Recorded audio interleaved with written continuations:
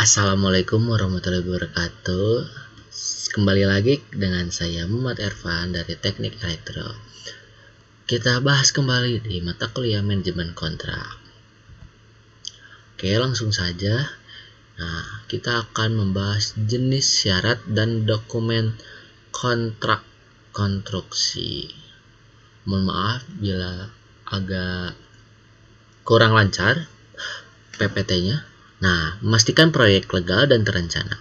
Kita akan memahami berbagai jenis kontrak konstruksi, apa saja syarat umum yang harus ada, dan dokumen pendukung yang melengkapinya. Ini semua penting untuk memastikan proyek yang Anda kerjakan atau kalian semua yang akan mengerjakan proyek agar berjalan lancar dan terhindar dari masalah hukum. Oke, lanjut. Pengertian kontrak konstruksi. Nah, perjanjian penting antara pemilik dan kontrak.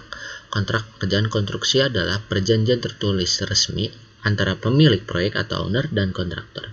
Isinya itu ada menetapkan hak dan kewajiban masing-masing pihak. Mencakup lingkup pekerjaan, metode pembayaran, jadwal, spesifikasi teknis, dan tanggung jawab hukum. Fungsinya jadi panduan utama pelaksanaan seluruh proyek fisik. Oke, lanjut. Nah, sini ada jenis kontraknya berdasarkan standar. Acuan resmi dalam proyek konstruksi ada beberapa jenis kontrak yang sering dikelompokkan berdasarkan standar atau acuan yang digunakan. Kontrak berdasarkan standar pemerintah mengikuti regulasi pemerintah sering dipakai proyek negara. Contohnya nih, kontrak PUPR, Peraturan Menteri PUPR nomor 14 PRT M tahun 2020 atau IPC untuk proyek infrastruktur pemerintah seperti tol Trans Jawa atau bendungan Jati Gede itu yang bendungan yang sangat besar.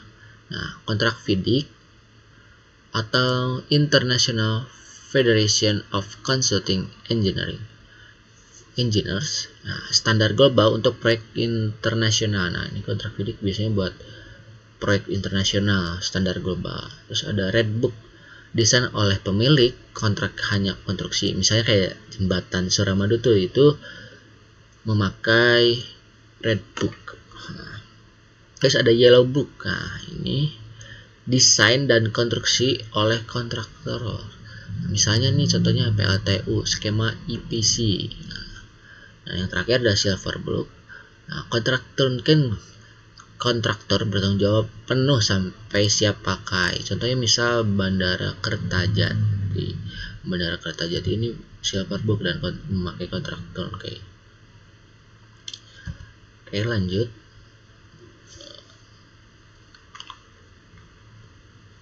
Kita lanjut di penjelasan selanjutnya ada. Nah, di sini ada jenis kontrak berdasarkan pembayaran. Nah, pada bagian satu ini ada fleksibilitas dalam skema biaya. Jenis kontrak ini ditentukan oleh cara pembayarannya dan pembagian resikonya. Nah, misalnya nih ada di kontrak lump sum nih, di harga borongan tetap. Nah, kontraktor menyepakati satu harga tetap untuk seluruh proyek.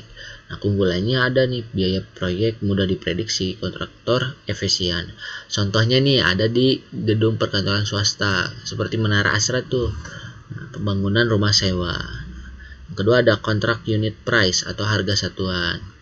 Nah, biasanya pembayaran berdasarkan jumlah unit pekerjaan yang selesai. Nah, ini ada keunggulannya. Keunggulannya adalah fleksibel jika volume pekerjaannya berubah-berubah nih. Cocok untuk kondisi lapangan yang belum jelas. Maksudnya kondisi lapangan belum jelas kan belum tentu ya si tanah itu dapat dibangun oleh seperti bangunan, gedung atau apapun. Jadi masih fleksibel kita merubahnya. Contoh proyeknya pengerukan sungai, pembangunan jalan per kilometer. Lanjut di bagian keduanya. Nah, skema pembayaran lainnya ada lanjutan dari jenis kontrak berdasarkan pembayarannya nih. Nah, kontrak cost plus fee, biaya ditambah keuntungan. Pemilik menanggung seluruh biaya proyek ditambah fee keuntungannya untuk kontraktor. Keunggulannya ini fleksibel hadapi perubahan desainnya. Kontraktor minim risiko harga naik. Contoh proyeknya seperti restorasi bangunan bersejarah, proyek R&D dengan teknologi baru. Di sini ada kontrak EPC, Engineering, Procurement, and Construction. Kontraktor bertanggung jawab atas desain, pengadaan material, dan konstruksi. Ada keunggulannya pemilik tak perlu kelola banyak pihak, cocok untuk proyeknya skala besar nih, dan berteknologi tinggi. Contoh proyeknya ini ada di pembangunan kilang minyak PLTU atau PLTA. Nah, lanjut ada di kontrak BOT operasi transfer. Kontraktor membangun, mengoperasikan untuk keuntungan, lalu mentransfer asetnya ke pemiliknya. Contoh proyeknya ada nih di kayak seperti tol Jakarta Cikampek atau PLTU di Batang. Lanjut, nah ini ada syarat-syarat umum nih dalam kontrak konstruksi ini. Fondasi hukum yang mengikat. Kontrak konstruksi adalah perjanjian hukum yang mengikat. Berikut syarat-syaratnya. Ada syarat umumnya, ada identitas para pihak. Nah, biasanya dijelaskan namanya, alamatnya, status hukum pemilik dan kontraktor. Kedua, ada lingkup pekerjaannya, harus detail ruang lingkupnya, gambar kerjanya, spesifikasi yang digunakan, spesifikasi alat bahan seperti materialnya, dan volume pekerjaannya sebanyak apa. Nah, lalu ada nilai dan cara pembayarannya. Nah, biasanya total nilai kontrak dan mekanisme pembayaran. Bisa ada terminnya juga, uang mukanya, dan retensi pembayaran. Lalu ada di jangka waktu, tanggal mulai dan selesai pekerjaan proyek tersebut sesuai rencana kerja. Selanjutnya ada jaminan dan asuransi. Nah, jaminan ini biasanya di jaminan pelaksanaan, uang muka, pemeliharaan, serta perlindungan asuransi terhadap tenaga kerjanya.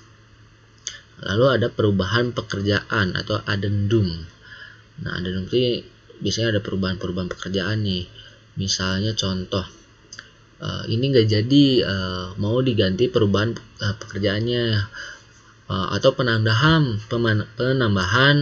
misal pengecetan besi, di addendum untuk perubahan pekerjaan.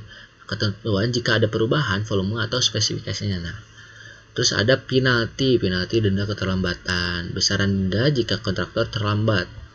Lalu ada force majeure atau keadaan kahar. Nah, kondisi ini di luar kendali yang membebaskan tanggung jawab tertentu seperti bencana alam, perang.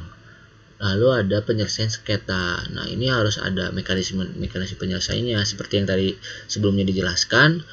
Ada mediasi, arbitrase, atau pengadilan.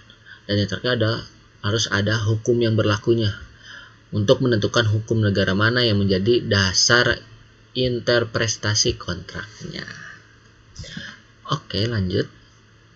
Nah, ini ada contoh penerapan syarat kontrak. Mohon maaf bila agak loading.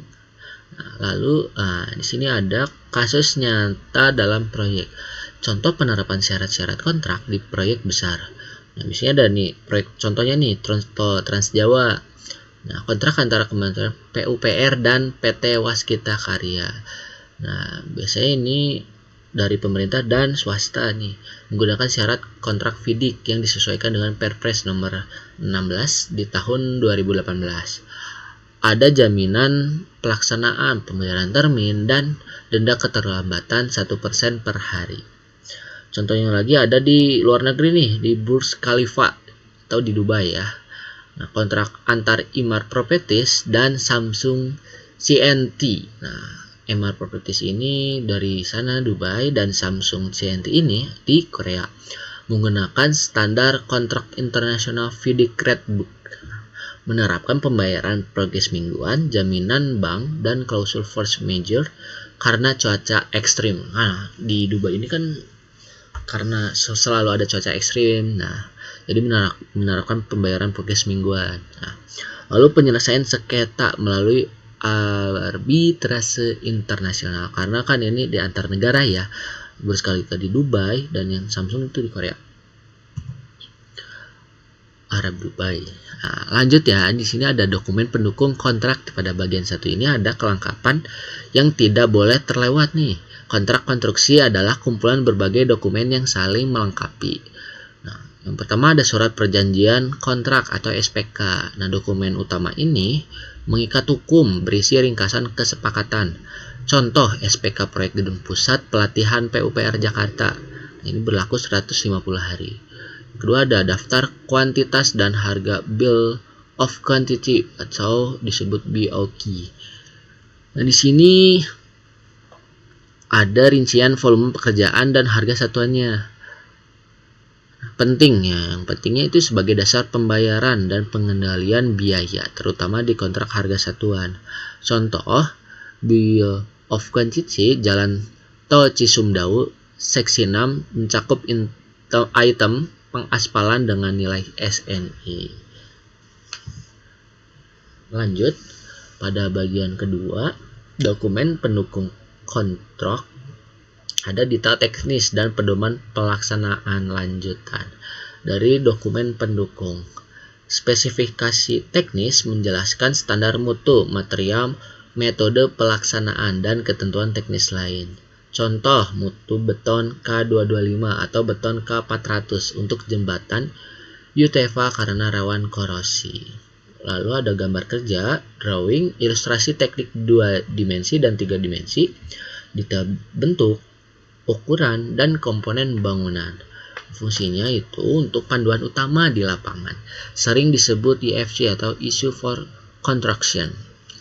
Lalu contohnya nih seperti gambar denah pondasi atau penggunaan BIM di Bandara Yogyakarta.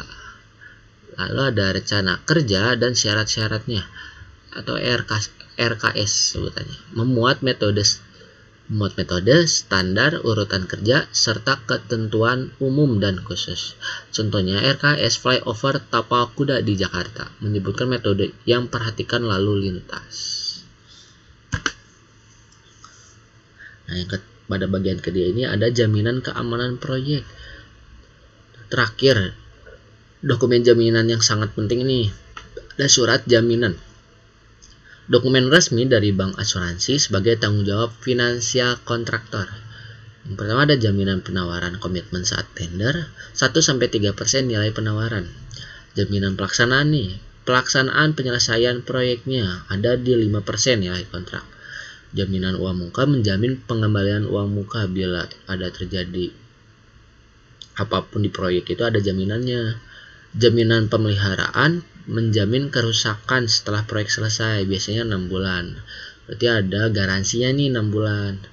Lalu contohnya nih seperti di proyek tol Serang Panimbang dengan jaminan pelaksanaan 15 miliar rupiah dari Bank Mandiri.